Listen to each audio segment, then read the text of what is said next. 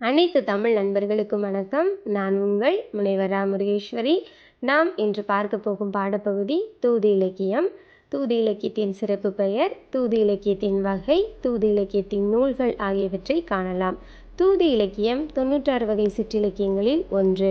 காமம் மிக்க கலிபடர் கிளவி என்ற தொல்காப்பிய அடியின் அடிப்படையில் தோன்றிய இலக்கியம் தூது இலக்கியம். ஒருவர் தம் உள்ள கருத்தை மற்றொருவருக்கு தெரிவிக்க பயன்படுத்தும் கருவி தூது. தூதிற்கு பயன்படுத்தும் பொருள் உயர்திணையாகவோ அஃறிணையாகவோ இருக்கலாம். தூது அனுப்பும் பொழுது உயர்திணை அல்லது அஃறிணை பொருட்களை பயன்படுத்துவார்கள்.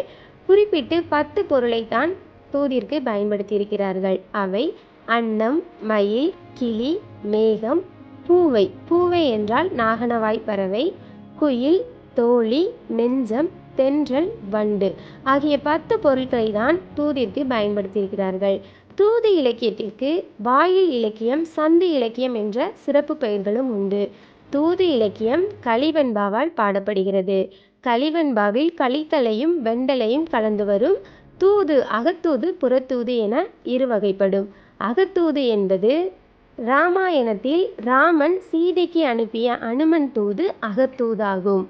அதேபோல நலவெண்பாவில் நலன் தமயந்திக்கு அனுப்பிய அன்னவிடு தூது அகத்தூதாகும்.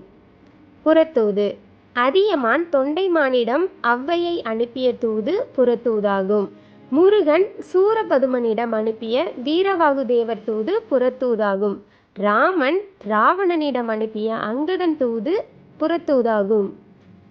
நூல்கள்: உமாபதி சிவாச்சாரியார் எழுதிய நெஞ்சுவிடு தூது தூது நூல்களில் முதல் தூது நூலாகும். சிறந்த தூது நூல்கள் அழகர் தில்லைவிடு தூது, தமிழ் விடு தூது. நன்றி.